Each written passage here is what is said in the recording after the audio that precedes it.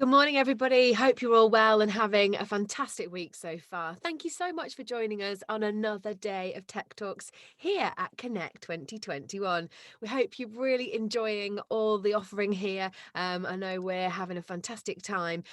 So first up, we will be hearing from Aico, who will be demonstrating their Ei1000G SmartLINK Gateway solution for landlords. It provides access to real-time data and insights into the status of the smoke, heat, and carbon monoxide alarm systems across their entire housing stock. Using its built in GSM data connection, the EI1000G utilises Aico's next generation of wireless technology to report events including fire, carbon monoxide activations, and alarm head removals as they happen to the SmartLink cloud portal. For full visibility and remote monitoring, put your questions in the Q&A box throughout the presentation, as I'll be joined by Samuel Marsden from Aico after demonstration to answer all of your questions. Enjoy. Hello, I'm Samuel Marsden. I'm here today to show you the capabilities of the Ei1000G SmartLINK Gateway. So we're going to start by actually setting up the gateway itself, which can be done through the SmartLINK app, which is free to download on both Android and iOS. So beginning by scanning the QR code on the bottom of the gateway, entering the installation location details, we then move through to scan the QR codes on the bottom of the alarms within the system.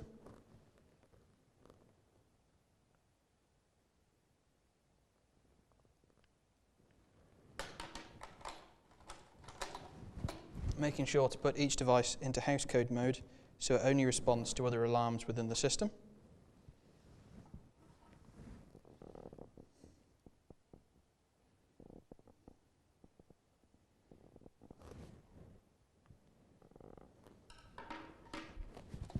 Adding the final unit through the same methods.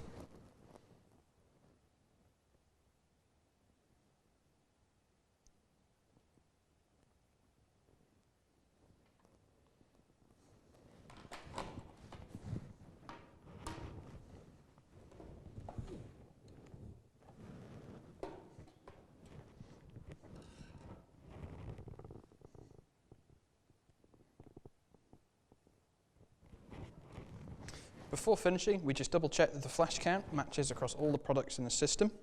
We're looking for 3 flashes in this case, as there are 3 products within the system.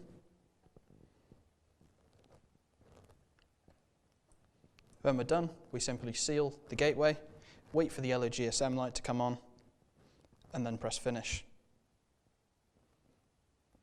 We're now going to cut to the portal, and I'll show you the capabilities on that end as well.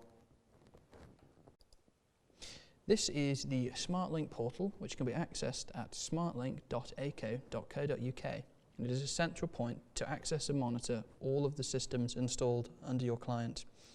To find them, you go into the installation section. As we've only installed one system, we'll click into it, where we can see all the units installed within the system itself, as well as a summary of all the events that have happened to the gateway. To assign a contact to the system, you click into System/Edits and Contacts, select what notifications you would like to receive in what format. So I'd like an email for service information, and I'd like an SMS message for both fire and CO. Pressing the Save button when done. By clicking Export to PDF, we can take a snapshot of the system at that point in time, which looks like this. Contacts can be configured to receive notifications when certain events within a system occur. To do so, we go into the Systems and Edit Contact, ensuring this box is ticked, as I would like text messages for service information, fire information, and CO information. I select all 3 boxes, pressing Save when done. So I'm now going to demonstrate the capabilities of the contact feature of the SmartLINK system. I'm going to start by removing the head of one of the smoke alarms. This will generate an RF message, which is indicated by this blue light, which will come on in just a second. This is the alarm sending the message to the actual SmartLINK gateway.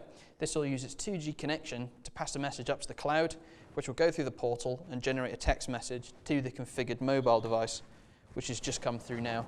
As we can see here, So where this would be useful is, say if a tenant removes a smoke alarm in the system, it will generate either an email or a text notification to alert you that something's going on at the property. So you can contact them, check everything's all right, check everything's fine.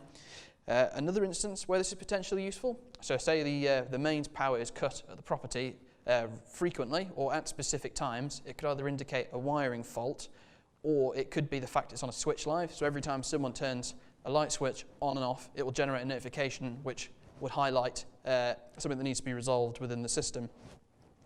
So if mains absence issues persist and the unit has low battery, it will generate a notification to let you know about that as well. This can be, again, carried through and kind of analysed even further. So if you have CO activations at consistent times, in the past we have identified faulty boilers through the pattern of activations. So we are going to leave this alarm off, and I'm going to transition through to the portal and show you what this looks like on that end. Opening back up the portal again, we can see the unit's been removed, has been highlighted in red, as well as has been flagged as head removal on the 28th of May 2021. This information can further be expanded in the event summary, where we can see summarised that the head has been removed 4 times and the last event was the 28th of May at 12:21. However, if we want to expand on this data, we open the Events Details tab, open the filters, select Head Removed, select all units, as we'd like to see all potential head removals across all rooms, apply. We get a history of all the head removals and when they happened. However, if you have multiple properties and you wish to get a similar report, if you open the Reports tab, Faults, you will see a list of all the installations with faults. Press Export. Opening the document will return a list of all the faults that have happened across all the systems. The replacements report can be used to generate a list of all products that will need replacing by the entered date. So, for example, if we put 2031 in this field, press search, it will return a list of all the products that will need replacing on that date. Like the faults report, it can also be exported by using the export function. Opening up the Excel document will return a list of all the products that need replacing, as well as their associated system and where they are installed. And that concludes the demonstration of the Aico SmartLINK Gateway. If you have any questions, please email our technical department at technical@aico.co.uk or contact your local RSM. We're now going to show you a gateway installation case study.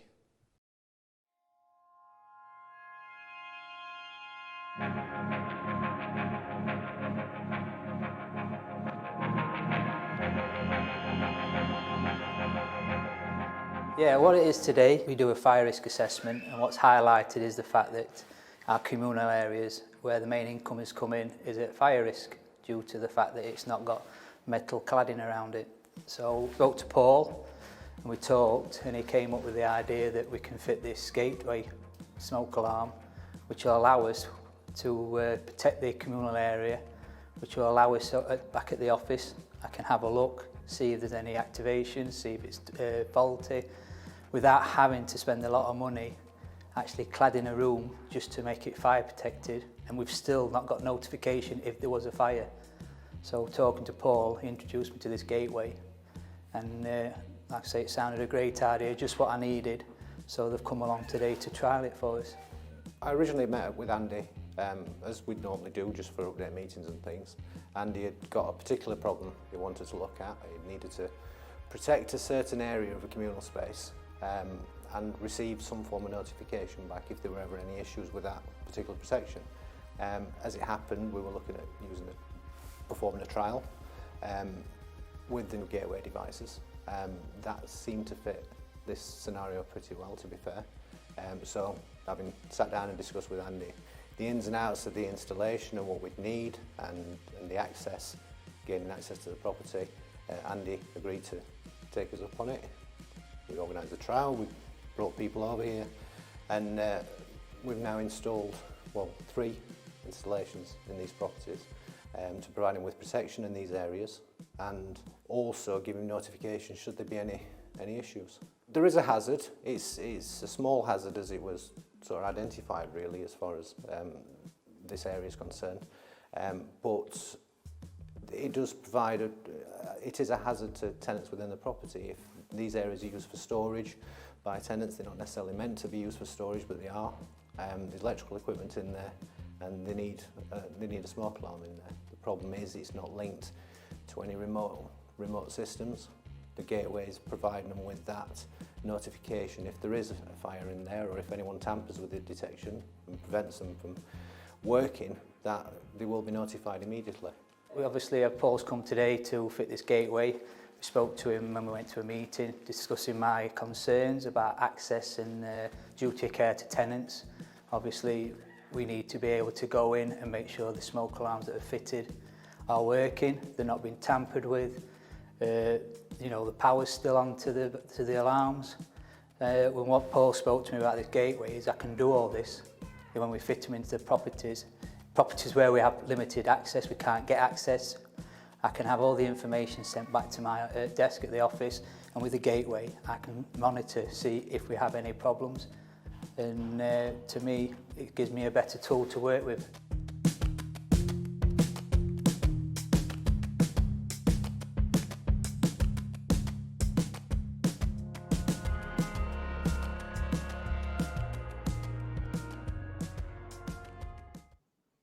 Welcome back everybody, and welcome to the live Q&A. Don't forget to post your questions in the top right hand tab, and it's my absolute pleasure to be joined live now by Samuel Marsden. Thank you so much for joining us, Samuel. How are you today? Very good, thank you. Thank you for having me. Jolly good. Well, it's our absolute pleasure. I'm loving your pro setup, looking very smart there from Aico. So we'll start with the Q&A. So what units can connect to the gateway? So the gateway itself is compatible with the 3000 series, the 600 series, the 160E series, all our most popular accessories, so things like all your control points, manual call points, and deaf alarm units. They're all compatible with the SmartLINK Gateway. Fantastic, thank you. And can you get information on the testing of systems? Absolutely. So the system itself is capable of telling the difference between whether or not the tenant has pressed the test button on an alarm or the test button on a control point. So if it tells the difference, so it will call any control point activations as remote tests and button tests as the name implies, button test, which can all be tracked in the event summary and event details. So you can tell exactly how the tenant is interacting with the system, how often and when they're testing it. That's really good for safety, isn't it? And just for everything. It's just that's such a flawless system, really. Can you say that? Absolutely. It's just that extra level of detail and insight into the system. Fantastic. So how is the SIM in the gateway activated? So the SIM itself is installed from the factory, and the installer has to do no extra steps to activate that. It comes online automatically when the unit's powered up. So all they have to do is wire the unit in, switch on the battery backup, ensure the antenna's attached, download the SmartLINK app and proceed with the installation. No extra steps required. That's taking out an element of user error there as well, isn't it? Absolutely. No room for mixing SIM cards up. Everything's printed on the box and the instructions are included in the app itself. Fantastic. So do the alarms cover both fire and CO in one device? They do indeed. We have a product for that. It's called the Ei1000G. It's a combined heat and CO sensor, and that is compatible with the SmartLINK portal itself. And say if the CO goes off, it will flag that up on the portal, or if it activates from a fire, that will also be flagged up separately on the portal. Oh, great stuff. So how many devices can be connected to one gateway? So the gateway itself is compatible with up to 12 devices. That includes itself. So 11 units in the system, and the gateway itself is the current limit of the gateway. Okay, fantastic. So what network is the SIM tied to? So it's actually a roaming SIM rather than tied to any specific network. So say, for example, O2 in your area is stronger than EE, it will automatically connect to the O2 network.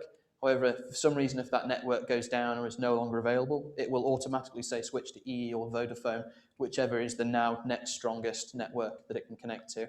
Oh, well, that's a relief because we all know the coverage of different suppliers are really different. And I know I'm based in Yorkshire, and that is definitely the case here. So, other than the UK, are any other countries using this system?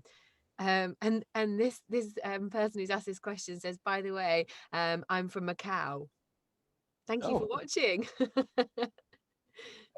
our units only cover the UK and Crown dependencies, so places like Jersey, Isle of Man. We've got systems set up that are functioning perfectly fine. For anything else, it's probably best dropping us an email to see if we can get a unit set up in your area. Fantastic. So, do you think the cloud will be the next step in fire safety for multi-occupied buildings? Absolutely. We think the more information you can get from a system, as well as the more granular that information is, the more use that fire system will be. So as mentioned in the presentation you've just watched, we had a CO alarm go off consistently at set times. And from that, we figured out that the boiler was faulty, and we wouldn't have been able to do that without the cloud connectivity. Previously, someone would have to go to the property and investigate, and they'd have to start from the beginning, which takes time and money. So by putting everything in the cloud, it saves time, money, and lives. Which are the three things we're all wanting to save. So fantastic. So if you bring out future devices, will these be compatible with the gateway, or will we need to replace? So the gateway itself, it can be remotely updated. So say, for example, we brought out a new product down the line that, say, needed a software update to the gateway. You don't have to package up your gateway and send it back to us. We can remotely flash new software to the unit to make it compatible with any new products we have, as well as it works on the SmartLINK protocol, which is flexible and proprietary, so we can work with it any way we'd like. Is that done via the app? We manage it ourselves, so the user doesn't have to do anything to update the gateway. We just send it out of our own accord. Oh, fantastic. Right. Okay. So what happens in the event of, say, a power failure? So it has a backup battery. So when mains becomes absent, the unit detects that and it sends a message up to the cloud portal, which if you've got service contacts configured, it will notify you via text or email based on how you've got it configured. And the unit itself will keep running and offering that protection for up to 72 hours, which is, say, if the power goes out on a Friday, you've got enough time for an electrician to come out Monday to look into the problem before the unit itself goes offline. And gives you huge peace of mind. So that's great. So how can I test the signal strength of the unit? So if you turn the battery back up on, which is a small switch on the top of the unit, and then press the test button, there will be a amber GSM light that will flash 1 to 4 times, 4 being the best, 1 being the weakest, to indicate signal strength. We recommend you move around the property, finding where it's strongest and most appropriate. Fab. So does the gateway generate automatic reports? And if so, how does this work and how can you customize them? So like the presentation shows, we have 2 reports. So we have fault and replacement. So if you go into the reports tab, you can filter things down as you want. It doesn't automatically generate and email out reports, but we are taking suggestions. So I shall take note and pass it on to the rest of the team, but it's only those 2 reports you can get currently. Fantastic. So if the alarm is optical, what does that mean exactly? So optical sensor uses a beam of light to detect particles passing through it in very layman's terms. So say a smoke particle passes through, it breaks the beam of light, the alarm detects this and then activates. In our case, it's a little bit more complicated than that. So it's got dust sensing. So it will adjust sensitivity as dust builds up in the unit over time. It's very clever, isn't it? So can these devices be installed into an existing lighting circuit, or do they require a dedicated main circuit? As long as it's not switch live, we actually recommend installing your smoke alarms on the lighting circuit. So if your lights don't work, your smoke alarms don't have mains power, they'll run off battery backup, but that's a very good way of ensuring that everyone knows that the smoke alarms have mains power. Great stuff. And is the app available on Android? Android and iOS, always free to download. Oh, great stuff. Well, Samuel, look, it's been an absolute pleasure talking to you. It's been really, really informative. Thank you so much. And thank you all of you guys for joining us. If you want to find out more about the products discussed, you can book a meeting with the representative from their exhibitor booth. Otherwise, we'll be back at 10:45 with another product demo from Kentech Electronics, and we hope to see you there.